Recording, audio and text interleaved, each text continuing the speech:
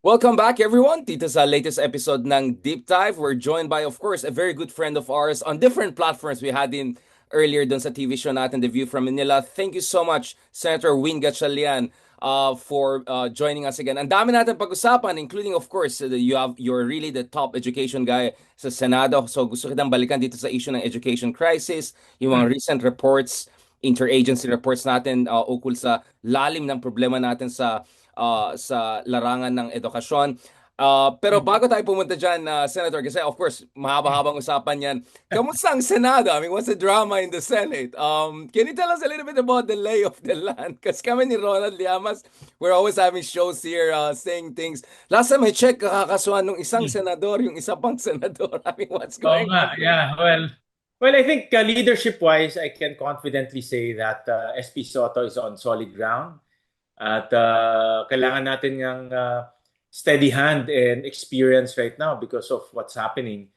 And we can't avoid the fact that ang Senado nadadamay rin dito sa flood control. And of course, ang tao galit. No? And since nadadamay yung mga politicians, pati yung tiwala sa Senado apektado rin. No? So that's why importante ngayon yung leadership. And I can confidently say na solid yung leadership right now. And Cesar, again, I know we'll go to the education thing. I'm sure just people are very curious because, no, I mean, Mhm. maraming natuwa sa inyo, Senador, maraming humahanga sa inyo, especially doon sa principal position in last year on the trial issue, among others. I know you're a man of procedure, you're a man of institution. How concerned you are about yung institution ng Senado because of all these Zarzuela dramas, coups and counter coups happening? Are you concerned about the integrity of the institution or at least the institution's integrity in the eyes of the people? Definitely, Richard, because meron ngang kasabahan, 'di ba? Ang Senate is the last bastion of democracy, and we need to live by it and stand by it. And any allegation among our members related to corruption, apektado kami lahat. Hindi namin pwedeng tanggalin yan. Ay, hindi pwedeng ihiwalay ni Senator Gatchalian yung sarili niya sa institution dahil kasali siya sa institution. That's why if you look at the surveys, whether it's Pulse or SWS, ang trust rating ng Senate is mababa at this time. So that's why it's important right now to deliver what we promised to deliver, which is legislation that is meaningful to our constituents, and also support the investigation. Ako personally, I support the investigation being conducted by the executive, even the legislative. But of course, an executive must extensive yung kanilang investigation because that's their mandate. So I support that, and I also support that kung mayroong mga kailangan managot at kailangan makulong, then so be it dahil diyan lang mababalik natin ang tiwala ng taong bayan. May expectation ba tayo, Senador, if mag-move yung investigations into filing of cases against some of the incumbent senators? Do you think that could have implication for the stability of the institution? It will boil down to the evidence, no? And I just can't say right now everything. Nagkaroon kami ng executive session a few weeks ago. And but definitely ang masasabi ko, ang investigation tuloy-tuloy. And regardless of who is the personality, senator ka man or congressman ka man, I can confidently say that the investigative bodies are pursuing the investigation. And Senate is cooperating. In fact, kaya kami nagkaroon ng executive session. It's really to cooperate and to also share pieces of evidence and our findings. And Senator, just a very trivial question.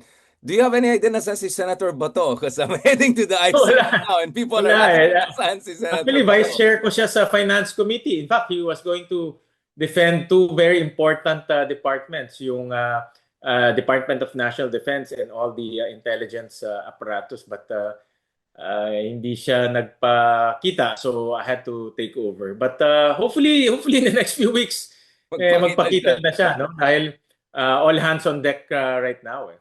All hands on deck. And siguro naman, dapat performance-based din ang sahod ng mga senador, di ba? I mean, we elected them to do a job, I know, not to play cat and mouse. Correct, correct. Yeah. Tama ka diyan. And syempre yung tiwala niyon but may output doon, and the output is really, like you said, performance. And isa pang dahilan na humanga ang tao sa'yo, Senator Gatchalian. I mean, of course, we know you were one of, I mean, it's official, you were one of the big donors to Vice President. I mean, we know that historically you've tried to balance, be very independent. But it's also dun sa issue ng bicameral. Naalala ko yung picture mo nung last December na parang mag-isa mo lang doon. Ano yung mga developments dun sa mga bicams para siguraduhin na walang mga Mickey Mouse na mangyari dyan? Kasi isa yun sa mga ugot ng problema pagdating sa transparency sa budget eh. Napakagandang tanong yan, Richard. In fact, yung BICAM, napakahirap talaga because it was the first time. In fact, nag-reminisce nga ako with my staff earlier. Ito lang, this afternoon. And even yung mga documents that we were printing, the documents that we will be we shared to the senators and to the public, kailangan ayos siya and dapat accurate siya because one mistake, kaagad may duda, pinapalitan, inaayos yung dokumento. So we have to be very precise and have to give credit to our Senate staff because almost 4 days sila straight hindi natulog just to put everything in order because it's the first time nga that it will be live stream and shown to the public. So having said that, ang importante ngayon yung implementation. And that's why we will be conducting oversight in the next few weeks in the implementation of the budget. For example, ang Department of Education received a historic budget allocation of 1.3 trillion pesos. No? And malaki ito and importante na, importante magastos. No? Pangalawa, magastos ng tama. Sir, before we go dun sa expertise niyo dun sa issue ng edukasyon, tanong ko lang, ano bang rekomendasyon niyo or ano yung basa niyo? Bakit lumala yung problema ng corruption? Kasi isa sa mga issues na ni-research ko dito sa Oxford is, bakit parang ang dami natin corruption scandal, yumaman pa yung bansa natin, lumakas yung middle class natin, ang dami natin mga batas, pinagbawalan natin ang pork barrel, and yet paulit-ulit itong corruption scandal na yan. So medyo may pagka-paradoxical itong tanong na yan. Kaya ginawa kong research focus yan ito dito sa Oxford. I mean, what is your read, Senator? Bakit tuloy-tuloy itong problema na to or pabalik-balik itong problema? Or some would say even lumala itong problema ng corruption or lack of transparency sa budget? Ako ang analysis ko dyan, Richard, is wala kasing nakukulong eh. No, walang natatakot, impunity basically. Impunity. For example, sa PDAF, sumabog yung PDAF, ang daming ring rally, daming kinasuhan. But life went on after that eh. And because of impunity, ang tao hindi natatakot. So bumabalik sila sa dati nilang ginagawa. I was just following yung nangyari sa Korea. Yung si President Yoon was sentenced for life inside their country. No? Sila nag-try, sila nag-sentence and for life. So wala tayong ganyan eh. And sa Korea, if you made the wrong decision that affects everyone's lives, pwede kang maging makulong for life. So sa atin walang ganyan, and that should change. Our institutions should be stronger, should be bolder, and even when I say institutions, lahat to, from executive to the judiciary, importante na yung ating judicial system ay gumagana siya or else impunity ang mangyayari. Tsaka yung oversight, no, Senador? Kasi sa ibang bansa, may say ang senador, lalo sa Amerika, Yeah. no? Dun sa appointments sa mga courts, etc. I mean, again, with due respect, there's a contempt case against me in the Supreme Court, so I'll be careful about it dun sa Senado. Ibig sabihin, yung ginagawa mo, trabaho mo. Exactly.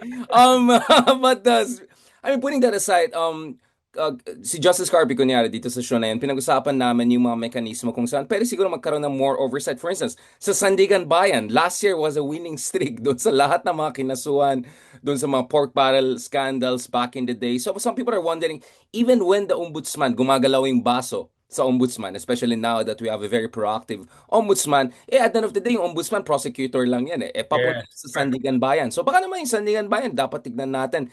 Medyo wala sa radar ng diskusyon ng tao Ang tinitignan lang ng tao yung elected officials But these Correct. unelected, appointed officials, malaki din ang role nila dito sa issue ng accountability, no? Yeah, tama ka dyan. Richard, in fact, sa taong bayan, sa ordinary na tao, abstract ang judiciary. Alam lang nila may judge, but hindi nila kabisado yung sandigan, hindi nila kabisado Supreme Court. It's abstract. And for them, sa marami sa ating mga ordinary constituents, they think na once na nag-investigate ang ombudsman, tapos na. Hindi nila alam na pwedeng pupunta yan sa sandigan, then may elevate pa yan sa Supreme Court, and goes on. And also that process of filing in the Sandigan and appealing takes years. Minsan 10 years bago matapos yung kaso. May mga nababasa akong kaso ng PDAF ngayon lang nare-resolve. Correct. No? So talagang kailangan ng oversight and also accountability in this point. Naalala ko si Senator Tulfo, we had him also separately dun sa show natin. Not Erwin, Rafi. Meron siyang parang recommendation dati na magkaroon ng batas kung saan tulungan yung taong bayan pagdating sa yung basically yung basic understanding ng ating batas, yung kanilang karapatan. Hindi kaya siguro kailangan natin ng batas kung saan magkaroon ng awareness at least yung ating mga kababayan, ano yung mga institusyon na dapat nilang tignan pagdating sa issue ng hustisya, accountability, etc. Kasi feeling ko minsan, paano ka naman umasa na magkaroon ng scrutiny kung hindi alam ng tao, hindi kumbaga ano yung lay of the land, no? Ano yung Yeah. sandigan bayan, ano yung ombudsman. In fact, yung ombudsman, feeling ko recently lang nalaman ng tao na yung trabaho ng ombudsman kasi some would say medyo figurine yung dating ombudsman. So, kumbaga, lahat ng tao tinitignan kayo, mga senador, dahil sikat kayo, nationwide, presidente, maybe congressman. Pero hindi lang yun ang institusyon ng Estado katulad ng sinabi ng senador. Tama ka dyan, Richard. That's why even during the Pinoy time when they investigated PDAF, in fairness to the Pinoy administration, mabilis sila. They investigated, marami silang napakulong. Pero nung na-file na sa Sandigan, ibang mundo na eh. No, tumatagal and nakakalimutan ng tao. Pag wala na sa public scrutiny, syempre nawawala na rin yung interest dun sa pangyayari. No? So kailangan talaga magkaroon ng awareness and also accountability in that sense. And also, to a certain extent, cooperation. Because kung hindi magko-cooperate in institutions natin, makikita natin to all the time. After this flood control, after a few years, pag walang makukulong, I'm very sure it will reincarnate again in some form on corruption. Absolutely, absolutely. So, punta naman tayo dito sa issue ng edukasyon kasi yun ang naman ang dahilan na nag-uusap tayo. Well, sobrang, to be honest, parang mas depressing pa siya sa issue ng corruption. At least kung sa issue ng corruption, merong scrutiny, merong mobilization, magkaroon ng malalaking rally next week. Kayo mga senador, even yung presidente natin, at least may recognition ng problem na yan. Pero pagdating sa education natin, naalala ko isang ambassador, sabi niya, ticking time bomb ito, kung saan. Yeah, totoo yan. Ang milyon-milyon ng ating mga kabataan na meron silang functional literacy problems, ang laki ng implication niyan hindi lang sa ating ekonomiya, pati sa kanilang human rights. Kasi kung meron tayong digital divide, yung AI nakakatakot na ngayon, and then meron kang milyon-milyon sa ating mga kababayan na wala man lang basic functional literacy, you're asking basically for parang feudalistic setup ang mangyayari dito. Pero natin pag-usapan na Senator, especially since our last conversation back in 2024-2025 kung saan binalikan natin ito at saka yung mga lessons from other countries kasi akala ng tao usapan ito ng pera But I remember very well, no, sinabi niya, you did a study tour sa Vietnam whereby actually their expenditure is not that much bigger than us. And yet, ang laki nung difference ng kalidad ng kanilang education and their performance in PISA and every major indicator of educational quality. Correct. Tama ka dyan, no? Ang education talaga ay ticking time bomb yan because if you have a large part of our population who cannot read and write, magiging problema natin yan and generational ang problema. We cannot solve that overnight. That's why we need to allocate a lot of funds and put someone who really is very serious with education. And that's why itong 2026, meron namang good news among many of the bad news. 1.3 trillion na allocate sa education sector. That's 4.4% of our GDP. And that's way above the UNESCO prescription of 4%. Wait, so, ano yung historical trend? Para lang historical 1.3 trillion na-allocate natin this year for 2026. Like historical, ano yung GDP ratio, yung expenditure? Before was fluctuating between 3.5 to about 3.9. Hindi siya so 30% improve, at least 20-30% increase. Yeah, malaking improvement. And but this is only to catch up, Richard. We're catching up with textbooks, we're catching up with classrooms. But ang maganda dito, nag-umpisa na yung tawag nga namin sa EDCOM turning point, no? And we need to sustain this and we need to make sure that this allocation of funds will really address one of really address our basic problems in education, like reading and mathematics, and also the basic inputs. Senator, for the purpose of the audience, paki-explain ano ulit tong EDCOM na to kasi medyo interagency ito eh. Yeah. Marami mga involved dito. Paano kayo nag-involve? Ano yung mga metrics na ginagamit nyo? At ano yung diagnostics nyo? So katulad ng tanong ko kanina, bakit paulit-ulit itong corruption na ito? Ang tanong ko naman is, bakit parang lumala yung education crisis natin? Kasi back in the day, naalala ko sila Brother Armin, nag-K to 12, etc. So 10 years ago, ang expectation natin is we will be in a much better place today, 2026. And yet, parang lumala. Hindi Sobrang nangyari. yung Lumala problema. talaga. So what are Yeah. the factors that contributed to that, aside from yung pandemic, obviously, na sobrang disruptive sa ating education system? Yeah, well, the pandemic made it worse. In fact, ang daming studies already after the pandemic. Yung ating levels, years of learning is 3 years behind. So kung nag-aaral ka, let's say, ng grade 12, you're actually only learning grade 9 or grade 8 because of the pandemic.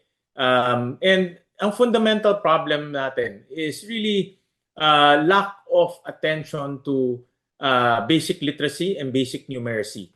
Kung ako tatanungin among all of our problems, marami tayong problema, but sa akin the core problem is mahina yung basic literacy natin, basic numeracy at key stage 1, meaning kindergarten to grade 3. And kung yan, key stage 1, yan segment 10, mahina sa pagbabasa at pagbibilang, rest assured madadala na yan all the way to the higher grade levels. Okay, and we have compounding problems na towards the end. That's why this year, we allocated close to about 20 billion pesos to palakihin, gawing nationwide yung tinatawag nating aral program. This is to get tutors. Targeted na ngayon. So we will get tutors to help those learners who are struggling with reading and mathematics. So may targeted subgroup, kumbaga treatment. Yes, may batas tayo ngayon. It's called Aral Program. Batas na siya, and the law is geared towards addressing deficiencies in numeracy and literacy at an early age. And ang mechanism dito is to get tutors. And the tutors can come from college. No? For example, ikaw nag-aaral ka ng pagiging teacher at nag-tutor ka, you can get credits for that. So may mga ganun na mechanism so that we will encourage more people or more students to become tutors. Senator, siguro baka bias ko and bilang isang guro myself is that alam natin malaki yung epekto ng kalidad ng yung teaching quality based. Yeah, Alam natin sa kunya minention mo yung Korea kanina, I can imagine also in Vietnam. Usually very competitive yung selection process at medyo maganda yung bayad sa mga guro, especially sa South Korea. Alam ko one of the best public servants paid are actually high school teacher yata or yung basic education teachers. Can we talk a little bit about that? Kasi of course bilang guro, sympathetic ako dun sa ating mga colleagues because I know especially online is so hard. It takes you so much time just to make the module and then present it. So sympathetic ako generally. But at the same time, gusto natin siguraduhin yung kalidad ng teaching is there. What is your diagnostics there and ano yung ginagawa natin ngayon? Especially now with Senator Secretary Angara there, some of our very good friends, top thinkers in the country are there in the Department of Education. So I'm very happy dun sa composition ng Department of Education natin ngayon, to be honest. Maraming structural problems yung ating structural and also systemic problems sa teacher education natin. In fact, we enacted a law.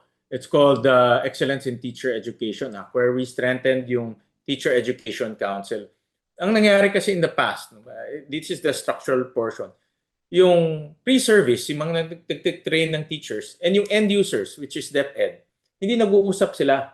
So, CHED is training our teachers, they're training them with curriculum that DepEd cannot use or not in line with what DepEd needs. So ngayon, linagay na natin to together through the Teacher Education Council. So that's one structural reform that we need. The second is also, tama ka, no? Yung quality of teachers or the quality of students coming into the teaching force. So right now, we're also reforming the professionalization of teachers and maglalagay tayo ng mga filters so that we will make sure that only the best of the best, the most qualified will come into the teaching profession. Absolutely. Although medyo matagal yung effect nito, di ba? Yun ang problema sa Matagal, matagal. Tama ka. kasi Tama ka, matagal hindi eh. ka lang nagka-catch up. Ang problema rin yung Matagal. trickle effect ng policy intervention mo, medyo it will Yeah. take some time. So, Yeah. time, anong gagawin natin dun sa ating mga kabataan na nag-graduate na officially, pero alam natin pagdating dun sa demands of market, yung expectations sa isang high school graduate, ay medyo malayo po yung kanilang level of preparedness. Meron ba tayong measures to kumbaga, mitigate yung mga unfortunately mga folks na who were not able to get sufficient Tama training ka. dahil nandun sila So, sa sistema? Yeah. yeah, tama ka Like dyan, Richard. retraining, I don't know Actually, kung ganyan program. every time I think about itong mga solutions, sabi ko long term to, lalo na ang basic education cycle is 12 years. So we have to wait for 12 years to see the cohort that you implemented reforms to. So ang mga interventions, short-term interventions that we are implementing right now, or the government is implementing right now through different government agencies. Number one, in senior high school natin, reform rin. No? Dahil in senior high school natin, this is a source of discontent from our constituents. They don't see value in our senior high school. So ngayon, inayos na yung senior high school, binabaan yung number of subjects, mas marami na yung immersion, time for immersion, mas marami na yung time for learning textbook. And at the same time, pagdating sa TESDA, in fact, historic high rin ang budget ng TESDA right now at around 21 billion. And we also allocated there scholarship that the industry requested. Mayroon tayong industry partners, yung PSAC, yung Private Sector Advisory Council, and they recommended to put scholarship in emerging industries such as electronics, semiconductors, yung nabanggit mo kanina, and also healthcare. So itong tatlong industry nito may specialized funds so that we can reskill and upskill our constituents. And Senator, ano yung mga lessons natin from Vietnam peer countries? I mean, we can talk about New Zealand and Norway, pero medyo malayo sila sa atin, di ba? Yung mga peer countries natin, like Vietnam, Thailand, yung mga ka-level natin of development are somewhere near. Ano mga lessons natin sa kanila? Because this is just not money, right? Tama ka dyan. And in fact, I think I sent you that graph. Na-discover namin. In fact, EDCOM went to Vietnam. No? Gusto ko pa nga bumalik ulit because one day trip lang kami doon. So kulang in interaction namin. But we found out, in terms of PISA grades, mas mataas sila sa atin by almost 3 times. Pero in budget, mas mataas tayo yung budget natin by almost 2 to 3 times rin. So in other words, you're performing better with lesser budget compared to us. And like 9 times better. Yeah, that's crunched by the PISA analyst. So in other words, hindi lang pera, but you also need to spend wisely. You also need to target your spending, and you have to make people accountable. One of the things I learned from Vietnam is yung local governments accountable sa education. So ang ginagawa ay national, they give the funds to the local government at sinasabi, dapat yung pondo na yan gamitin mo at dapat yung mga estudyante mo matatalino. And the local government... promotion indicators, kaso may party sila eh. Parang may party promotion. We don't have that, right? Yeah. But sa atin kasi very centralized eh. No? Walang local government, walang masyadong accountability with education. Sa kanila, yeah. So that's one, again, structural yan na pwedeng pag-aralan. Pwedeng pag-aralan. I mean, pwede natin tignan din ang Indonesia na very similar sa atin na medyo messy democracy na very decentralized pero kind of centralized. So, ang sinasabi ko lang dito is, I mean, back in the day, pumupunta yung mga Vietnamese Thailand sa Pilipinas, sa Philippine Arts Institute para matuto paano gumawa ng mga, basically, I don't know, GMO, whatever. Also, I think there's nothing wrong kung saan magkaroon tayo ng collaboration with Vietnam, Indonesia. Maybe pwede sila magdala ng trainer sa atin. Actually, nung pumunta ako sa Vietnam, Richard, impress sila sa atin. Galing natin mag-English. In fact, yun ang isang one thing na impress sila sa atin kasi sila, they don't learn English until high school. So ngayon, ang government nila, when we went there, they have a mandate now that starting grade 3, binabaan na nila from high school grade 3, dapat may English na. In fact, their stock na ibababa pa nila yun because they realize that they cannot be a global economy without learning English. That's why ang dami natin mga Pinoy teachers nandoon ngayon teaching English. Absolutely. And actually, marami akong mga engagements with the BPO industry in the Philippines. Ang sabi nila sa akin is, but sa BPO, pumapasok ng mga Vietnamese. Diba? So, ganun sila kabilis mag-catch up. And ang Vietnam, very diversified yung kanilang growth engines, no? So obviously Yeah. manufacturing is strong, And agriculture. exports. Lakas ng exports Ang nila eh. lakas ng Yeah, exports yeah. nila, especially doon sa dati nilang kalaban, which is the US, which happens to be our treaty ally. So just a little bit on this, Senator. Hmm. I'm taking advantage of the fact na may pagka-generalist expertise din tayo dito. But Senator, balikan natin ng konti yung issue ng industrial policy kasi isa rin sa problema na, tinitignan natin dito sa Pilipinas is even if yung mga top educated schools natin. I think maybe you saw yung video natin with Stevie Conjing about kunwari, my company gusto mag-invest sa Pilipinas, gusto kumuha ng mga coders. Next thing you Yeah. know, kumuha na lang sila ng Tier 2 some polytechnic university in Vietnam kasi yung mga Ateneo UP Lasal, I don't know, Mapua graduates natin, ang dami nilang hanash, di ba? Like, gusto ko ganito, gusto ko ganyan. Not to mention technical expertise-wise, parang katapat pa natin minsan yung tier 2 pa nila, yung mga elite schools natin. So, hindi lang ito Yeah. education crisis. Even dun sa top tier, top 1% ng ating education sector, we're having Yeah. competitiveness problem, right? In terms of attracting high-quality investments. Ano kayong tingin nyo dyan? Although I will have an interview with the Testa and some Yeah. other folks later on, but I want to get your point of view on this, Senator. Yeah, yeah. Magandang observation yan. In fact, yan din yung observation namin dito sa EBTO. How come we cannot go into the higher value technical skills? No? For example, coding. No?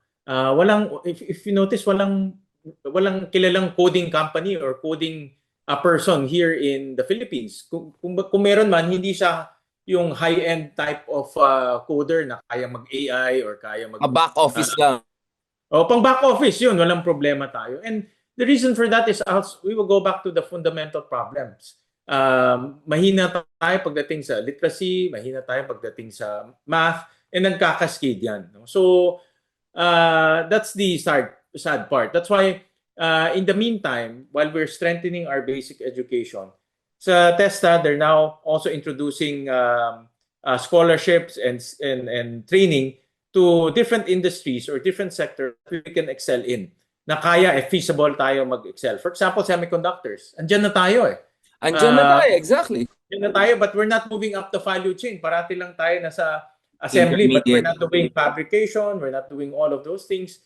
And that doesn't need so much technical knowledge. All we need is just investment and upskilling.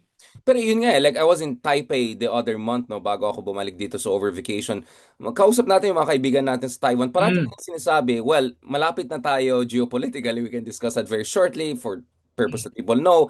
Ang inisip nila is, bakit ang Pilipinas hindi more involved dun sa packaging and design ng mga high-end chips, 'di ba? Sige, yung fabrication medyo wala pa kayo diyan, pero Malayo pa tayo dyan. but TSMC is already doing design sa Vietnam. So they're saying, kaya nyo rin naman yan eh. So, pero Vietnam has an industrial policy, napaka-integrated lahat eh. Involve yung ministry nila ng trade, industry, ministry na ng finance. Kumbaga, planado lahat eh. So, ang daling kausap eh. Kung isa kang Korean or Taiwanese company, alam mo sinong kausap mo. Sa Pilipinas, parang all over the place. Don't you think that in theory, at least we should have, I don't know, infant industrial policy or at least sector-specific industrial policy kung saan bigyan natin ng insentibo. Kung TSMC wants to invest more in my city, in Baguio, where we have had Texas Instrument forever, medyo mataas ang human capital natin, maybe we can help them with electricity cost, with infrastructure, maybe subsidize even power cost. Alam ko may constitutional issue yan. I've been raising this with Joy Salced and some other economic experts. But we need something on that, di ba, Senator? Because hindi naman pwede umasa lang tayo sa services forever. I said even sa BPO, we're gonna get competition. Forget about India, even Vietnam. So, hindi ito sustainable. I don't see inclusive development here aside from the corruption problem. Yeah. Well, definitely, Richard, we have to choose our battles. We have to choose our industries. I can see semiconductor is a potential industry for us because we already have that here in our country. Half of our exports are semiconductors, but we need to move up the value chain. We cannot be stuck in assembly. Another sector that potentially that we can grow is the maritime industry, especially shipbuilding. Andyan na rin tayo eh. But hindi natin nasusuportahan. Kulang tayo sa kulang tayo sa technical know-how or training our constituents on how to go. And we need steel. We need steel in the steel. Of course, steel. In fact, ito may good news rin ako. I met the owner of Steel Asia. Yes. And they will be putting the first steel company after many years after National Steel. here in the Philippines. And sabi nila, we can compete. No? In fact, wala silang ang incentive nila is under create more, and because of that law, they became competitive. So in other words, kahit na mahal yung kuryente natin, kahit na allegedly mahal yung ating labor cost, but with the right policy, people are willing to invest. They put up all of these heavy industries that is a building block of our industrialization. Sa labor cost, I mean labor productivity yung concern ng investors, di ba? Like it's Yeah. because if you can produce twice more, even if yung sahod mo are 50% more. Yeah. So I don't buy the labor cost argument, but I do buy yung power cost Productivity. problem. Yeah. Yeah, Yeah, power cost is ano. and power cost is But a problem. Yeah.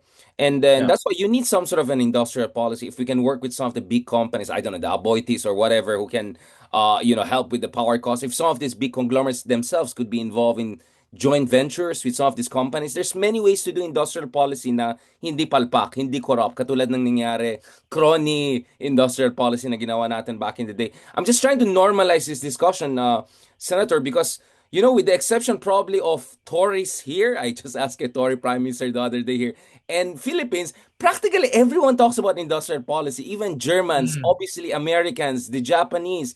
China is already a superpower. I mean, I was just talking to the Chinese ambassador the other month. I was asking maybe one area we can cooperate with them. Obviously we have maritime tensions with them, but in terms of electric vehicles, in terms of battery production, we Yeah. have second largest nickel mineral Deposits. reserves. We just signed an agreement with the Americans para mahabang usapan yan. Like there are areas where we can also work with China even, right? Definitely. Which is a very Definitely. successful country in industrial policy, I'll tell you. Yeah. Well, definitely China is our next door neighbor. And malapit siya sa atin, and definitely the market is enormous. So there are other things that we can cooperate with. There are other things that we can work with, trade, investments. So dapat explore rin natin 'yan. Because we can, for example, I'll give you a very specific example. Ang kanilang heavy industries, they're now moving into upstream. They're building parts, they're building machineries. And mas mura compared to the Germans. No? And that's why if you look at our solar power plants here, makausap po yung mga solar power plant builders, almost 90% of their equipment comes from China because they're the cheapest. And they make their own solar cells, they make their own panels. So, and those things can be made here in the Philippines because meron tayong aggressive policy on renewable energy. So may mga things rin na pwede nating to cooperate with. Yeah, I mean, without compromising on the West Philippines, Of course, definitely. Absolutely. Yeah, non-negotiable yan pagdating sa Non-negotiable ganyan. yan, absolutely. And on the issue of renewables, I mean, superpower talagang China. I mean, in fact, things are so weird. Like in the Middle East right now, yung mga mayayaman na oil countries, to transition, ang ginagawa nila, they're setting up data centers run by NVIDIA, but the energy comes from solar panels they bought from China. So you see the Western NVIDIA, the Chinese, and the Arab rich oil all coming together, right? So I think historians like Adam Tooze have been talking. So I'm just saying, like, parang sa Pilipinas, we're missing on all of these big developments. Vietnam is a major renewable energy. I think sa solar, they're investing a lot on that. They're developing their own 6G. So hindi lang ito usapin ng mga mayayaman na bansa. Vietnam's per capita is barely higher than us, and yet you can see because of their proactive industrial policy and other foundations, they're moving there. So let me end on this part. Kaya nga, Richard, before Yes. we go on, kaya galit na galit talaga ako dito sa corruption, itong flood control scandal, because we should be talking about this in the Senate. We should be spending all of our energies talking about solving the industrial revolution bottlenecks, looking for solutions, how to grow our manufacturing, how to grow our exports. Pero hindi, parang umurong kami. We went back, and now we're back to square one, talking about who's accountable, who should be put in jail, which is counterproductive, frankly speaking. Yeah, absolutely. Ako sabi ko parang ano yan parang COVID yan Hindi naman pwede i-lockdown mo lahat ng projects para lang to deal with the virus of corruption. You have to fight the virus of COVID while also opening up the economy slowly, right? So my concern kasi is, yes, corruption is horrible, it's evil, etc. Pero ang worry ko kasi last year we saw like na-crowd out lahat Ang daming projects hindi na pag-usapan, ang daming projects na hindi na-implement, nag-shrink yung economic growth prospects natin. Right. And for me, also, we're crowding out proper discussions like this. Like very few people talk about industrial policies sa Pilipinas, right? Yeah. Which And doesn't also make the sense. risk. And also the country risk that comes with it. And we cannot avoid the fact that every time there's corruption and every time there's talk about instability or even rallies, maraming mga investors nag-hold out eh. Sabi nila, wait, let's muna tayo, wait and see muna tayo, tignan muna natin anong pupuntahan. And that affects also our investment. That's why yung yung capital formation natin during the last quarter was down, no, by almost 30% because no one is investing, no one is putting back their capital to the economy. Yeah, bad rep talaga yan. Although not like walang corruption sa Vietnam or Thailand, and a lot of these other countries are actually doing way better than us economically, and yet somehow they chew the gum and also run, no? I want to end on this one, which is very important. So we're heading towards 2028. I'm not gonna ask about your plans, but as we stand, Sara Duterte has made it clear she's gonna run. I mean, as far as Sara Duterte is concerned, maybe she can help with China because she speaks Mandarin, right? Like, like I don't want to go into that. I was telling some friend, her Mandarin Napanood is ko rin like, yun during the New Year's yata yun. or PLA anniversary or something like. So her Mandarin is like when you do French, but you read it as it's written, like yung Bourdieu, you say Bourdieu X or something like that. But anyway, obviously it matters who's going to be our next president. Ano bang mga katangian dapat hanapin natin sa ating susunod na presidente at saka susunod na education secretary, because I mean it's not like the former education secretary was, I would say, halcyon of golden era of performance. I mean, we had huge issues with absorption capacity, disbursements of funds, ang daming hindi na build. So I mean, thankfully now I think DepEd is under far better kind of leadership. But as you said, this is a 5 to 10 years development program or damage control program. So, Senator, I mean, putting political ambitions, discussions aside, anong mga katangian dapat hanapin natin sa mga susunod na administration while we're also pushing the Marcos administration to deliver the most in its final years? Well, Richard, definitely. I think we're coming from a very tumultuous situation right now with corruption. So definitely, number one will be integrity. Dapat wala talagang bahid ng corruption. And because ang nakikita ko, kung mayroong bahid ng corruption, that will be the main point eh. At hindi tayo uusad because of that baggage that the new leader will be carrying. So integrity is very important. And number two, someone who knows what to do on day zero. Someone who can hit the ground running, because 6 years is very, very short for a president. And if you want to do reforms, you need to have the game plan. Actually, yesterday, para when you assume presidency, you hit the ground running. And third is education. I'm biased to education because I truly believe that's the only way we can solve poverty in our country. We cannot keep on investing in infrastructure, keep on investing in other things without fixing the most fundamental ingredient for national development, which is education. Which is getting close to 5% of our GDP, diba? Correct. In fact, that's the recommendation of EDCOM. Moving forward, dapat lumalaki siya from 4.4 ngayon to 4.8 to 5%, and then 5% at least should be sorry, the national floor. budget, not GDP. Sorry. I kind of The GDP. GDP ba to? Oh, then Yeah. fantastic. Exactly. Yeah. For a GDP as big as, I mean, our GDP is going towards $1 trillion. So that means we'll have more and more resources on that.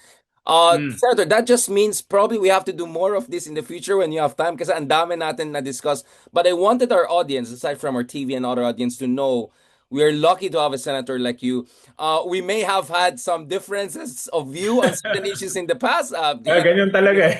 Oh, but on these issues, we are all in the same boat, or at least in the same lake, no? At mahalaga para sa atin talaga titignan lahat ng mga dimensions ng national development. Kasama dyan, of course, yung issue ng edukasyon. So, Senator, hopefully we can trouble you again, maybe in person. When you get back.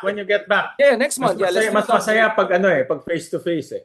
Oo, and then gusto kong yung mga videos mo, mga Gen Z, Gen X, mga millennial, yung nagganyan ka tapos nagamit yung... Wala eh, kailangan din natin magpagwapo si Gen Z. I know. So, makisali din ako doon sa mga ganyan, mga wholesome pa cute. Pero nakikita ko rin naman yung sayaw-sayaw mo at saka boxing. Oh naman. And people were shocked, like, hey, Darian has the groove. Like, so let's do some of that, Senator. Mabuhay ka, Senator. Thank you so much Richard. for your service. And Sana dumami yung mga katulad mo. No offense dun sa ibang senador natin na hindi natin deserve. No? Hopefully we'll have more senators like you who are generalists, who can talk about a lot of issues in a very competent way. Gusto ko yan, parang Ezra Klein style ang podcast natin tuloy. Because this is the quality of senators we have in other places. They can talk about all issues in a very Yeah, competent. yeah. Well, you're a senator. You're expected to know at least the basic, everything under the sun and the basics, diba? So expectation yan. That's why if you're serious with your work, talagang busy because you keep on reading, consultation. Ako, I spend a lot of time consulting people because I don't admit that I know everything. So I spend so much time in consulting with people, and that's an important activity of a senator. Absolutely. Mabuhay ka, Senator Gatchalian, Senator Win. Thank you, Win Richard. na win tayo dito. Tuloy natin ang discussion natin in person hopefully soon. God bless. Have a Okay, lovely day. thank you. Talk to you soon, pa.